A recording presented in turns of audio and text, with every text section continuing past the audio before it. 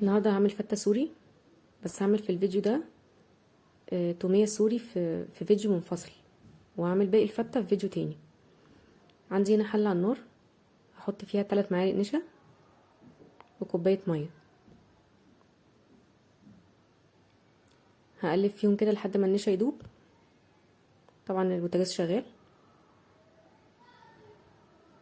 وبعدين بعد ما المية هتسخن حبة بحبة كده هلاقيه بيتكتل معايا. واول ما يبقى كتلة واحدة هطفي عليه وهسيبه يبرد. معايا هنا علبتين زبادي صغيرين،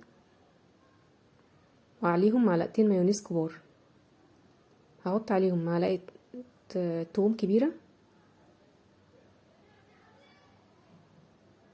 وهحط معلقة ملح صغيرة، ورشة فلفل اسود. هي المفروض بتتعمل بالفلفل الابيض بس انا مش بحبه. وهحط معلقة خل، مش هزود عن كده لان المايونيز فيه خل برضو. وبعدين هقلب،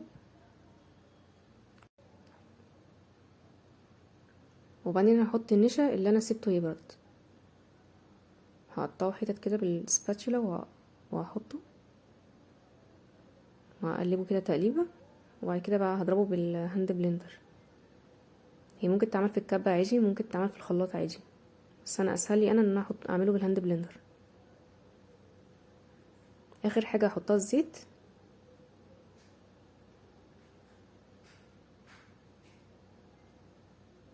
هقلبه كده.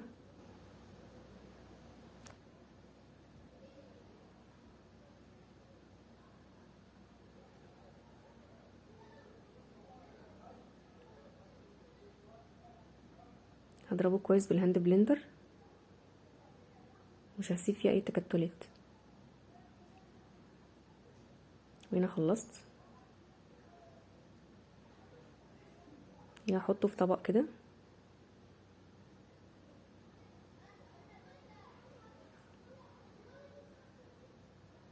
هنا هحطه في علبه زي دي.